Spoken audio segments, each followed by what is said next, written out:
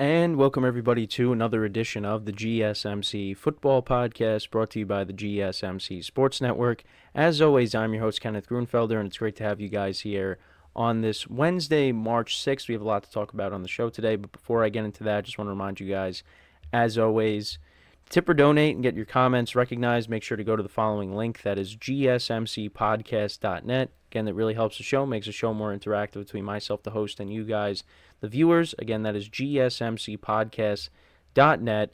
And as always, it is displayed on the ticker on the bottom of the show segment down below. So we got a little bit, well, we do have a lot to talk about, but we have a shortened show today. Only going to do 2 segments for today. So we're going to talk about the franchise tag deadline. We're going to recap the players that, got franchise tagged. Then we're going to talk about a player that did not get franchise tagged, and that was the running back for the New York Giants, Saquon Barkley. So we'll talk about that and what his future holds for him and the Giants as well. So with that being said, let's get into the first topic, which is talking about the players that did indeed get the franchise tag. So quite a few players. Some of them I've talked about already. L'Jarius Sneed, obviously he's been a topic of conversation because if the Chiefs can't agree to a long-term extension, they could maybe end up trading him because they are still trying to work on bringing back Chris Jones. Also, Tee Higgins is somebody to keep an eye on as well. If he indeed, he does have the franchise tag, but the Bengals could actually end up trading him if they can't agree on a long-term extension because they've got guys like Jamar Chase that are looking to get paid, and I think their priority is they want to keep Chase over Tee Higgins. As much as Tee Higgins is a good player, Jamar Chase, I think they have more value. They value more, so we'll have to keep an eye on that. But that's another player that could potentially be traded. So you also had the Jaguars. They franchise tagged Josh Allen. The Bears franchise tagged cornerback Jalen Johnson. The Colts officially, we knew this, but officially franchise tagged Michael Pittman Jr. The Panthers, they franchise tagged Brian Burns. The Buccaneers, they franchise tagged Antoine Winfield Jr. The Ravens, they franchise tagged Justin Matabuke. Again, I hope I pronounced that right, Matabuke. Some players that didn't get the franchise tag, Kirk Cousins, who was ineligible to be tagged, Chris Jones, Christian Wilkins of the Dolphins, Baker Mayfield, Danielle Hunter, and of course Saquon Barkley, who we'll talk about more in the next segment. But for the Buccaneers, though, because I've talked about them a lot on the show here, so they re-signed Mike Evans, they franchise tagged Antoine Winfield Jr. Now they got to look towards now bringing back Baker Mayfield, and then obviously look to figure out a long-term deal with Winfield Jr. But so that's those are the notable players that did get franchise tagged. Also, some other news. So the Dolphins also released another defensive player. They released Jerome Baker after 6 seasons. So he's going to be a free agent. The Texans, they re-signed Dalton Schultz, who had a good season, good first season with them. Good weapon for C.J. Stroud. The Jaguars, they released Darius Williams after 2 seasons, a defensive back. The Seahawks released some guys. They released Jamal Adams and Quandre Diggs. Now that was the Jamal Adams trade was ended up being a bad trade for the Seahawks because that was a blockbuster trade. I mean, Jamal Adams was a great player for the Jets, and then he goes to the Seahawks and just injuries, and it just didn't really pan out there. So that's just more news on that front. But let's get back to the guys the players that were indeed franchise tagged. So I kind of wanted to just look at their stats from 2023. Wanted to go into just looking at them. Matabuke had 13 sacks on the season, 2 forced fumbles, 38 solo tackles. He had 56 tackles in total. He had a half a sack in the postseason. A guy that's valuable for the Ravens on their defense, and they're going to try to. They're going to try to work out a deal long-term deal with him. I believe he's only 26 years old. Yeah, he's only 26 years old. So, they're going to, again, that's a valuable piece on their defense. So, they're going to, try to get a long-term deal done with him. So we'll also look at Michael Pittman. Now, again, Anthony Richardson coming back from injury. I want to have some, some pass catchers around him.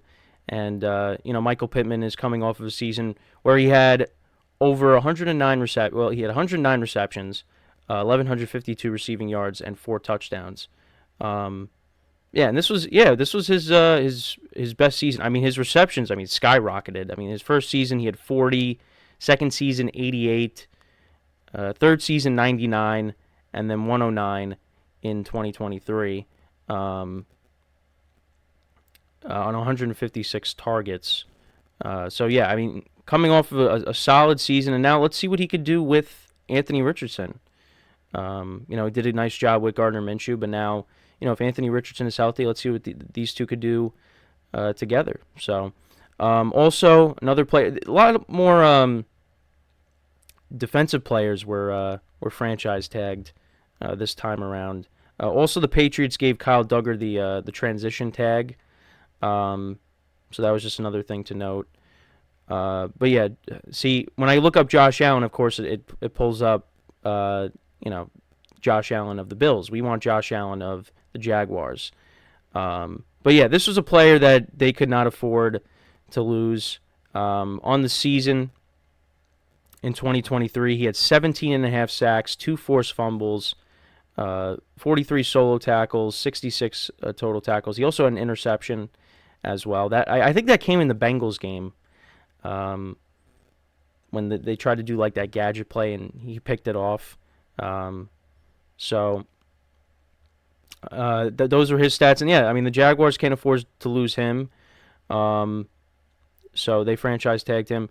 Also, Brian Burns, he was also for the Panthers, one of their best defensive players. 8 sacks on the season in 2023, 50 combined tackles. Again, another player. We'll see what ends up happening, with him. They get a long-term deal. I think for him, he wants to go to a team that can compete. And right now, the Panthers are still, in rebuild mode after a rough first season with Bryce Young at quarterback. So, they're going to try to maybe work out a deal. But if that doesn't happen, maybe he's a guy that ends up getting traded. Again, that's just speculation. But we'll see. And Antoine Winfield Jr. was a big one for the Bucs. Had a great season for them, and they worked out a deal with Mike Evans. Listen, they had a lot of free agents, and I've talked about this. 6 sacks on the season, 3 interceptions, 122 combined tackles. Solid season for him. And so 6 forced fumbles, 4 fumble recoveries. Yeah, so he, like I said, had a great year. And the Bucs, they franchise tagged him, and now they could look towards bringing back Baker Mayfield. We'll see if they could work out a deal with Levante David, because I know I've been saying that he wants to stay in Tampa, so we'll see if they end up bringing him back. But that was important. So you at least got Winfield Jr. and Mike Evans back. Now you got to work on getting Baker Mayfield back, which I think they eventually will get that done. So... but I'm trying to forget. Is there anybody else that I oh yeah, Jalen Johnson of the Bears also got franchise tagged. So I just wanted to take a look at his stats as well, because he was somebody that a lot of teams were planning on, I think, going after in free agency, but the Bears they franchise tagged him. So he finished with 4 interceptions on the season, 1 forced fumble, 36 total tackles on the season. Played in 13. Oh no, that was 2020. 14 games in 2023. But yeah, the Bears keep him around. Listen, the Bears, I've said this, they played better towards the end of 2023, and part of that was the defense, and he was a factor in that. and we'll see what ends up happening with Justin Fields if the Bears do trade. I mean, it seems like that's what's going to end up happening is he's going to get traded and they're going to draft Caleb Williams, and then we'll see what they do with that other top 10 pick. If they draft another receiver to go along with what they have. The Bears have a lot of cap space, and they could definitely look to add some more weapons to that offense. Maybe add another running back because you have Khalil Herbert, you have Roschon Johnson, but I think you want to add. They might want to add somebody else, and there's a lot of running backs out there. So maybe they try to add one of those running backs, and then you draft a receiver, and you take Caleb Williams. Suddenly, you look at this offense. I mean, it's going to be even better on paper. We got to see what Caleb Williams does. He hasn't stepped on the field yet in the NFL, so we got to see how he actually is. But if you draft one of these top receivers in the draft, and you bring in another running back with all these running backs that are available to you to go along with DJ Moore and Cole Kmet, offense doesn't look bad. The team does not look bad on paper. And again, they played better towards the end of the season, so I feel like the Bears they're gonna be competitive. Now I don't know what kind of season they're going to end up having. I think there'll be a team that's trying to battle for a wild card spot. I look at, the Packers and the Lions right now as teams that are better than them. And if the Vikings do bring back Kirk Cousins, I'd probably rank the Bears last. But the division is going to be very competitive.